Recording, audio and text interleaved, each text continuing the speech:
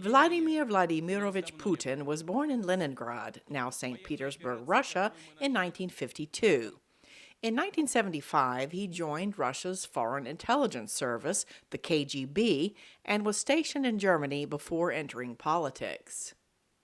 In late 1999, Russian President Boris Yeltsin stepped down amid scandal, making Putin acting president in exchange for immunity from prosecution.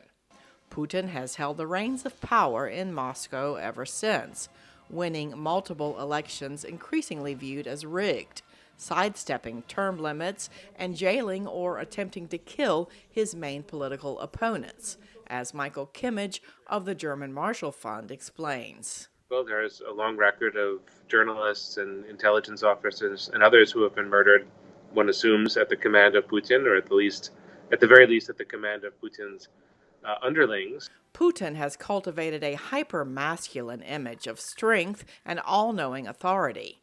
This fits in with his ideological leadership style, psychology professor Samuel Hunter tells VOA, saying this kind of leader looks to the past. So they will talk about a time when things were better. They will talk about a time to return to. If you are to follow me as a leader, then we will return to this era where we had greater influence and power and strength. And so Putin is a great example of that. Putin wants Russia to be treated like a superpower again.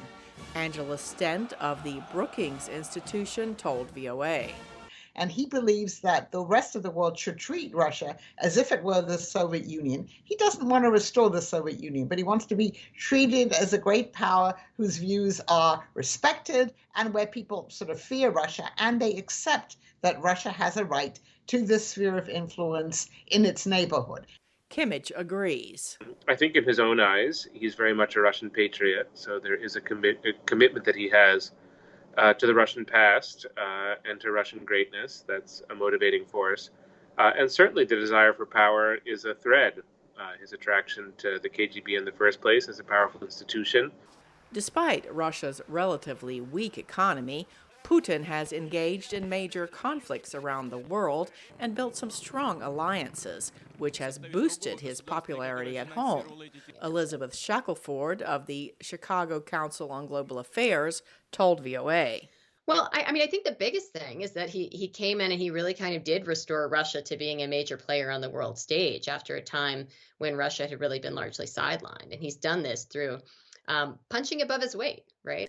Although he has engaged Russian troops in brutal conflicts, Putin's launching of a full-scale invasion of his neighbor, Ukraine, has surprised many because of the sheer scale of the risk, including former President Barack Obama.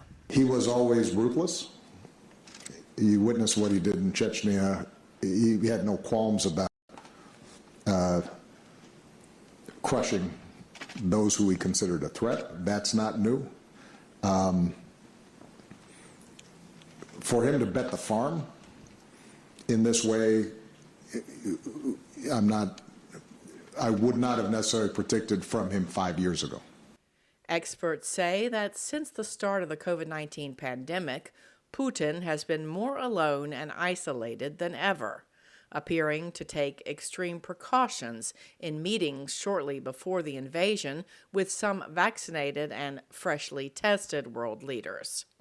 Cindy Saine, VOA News.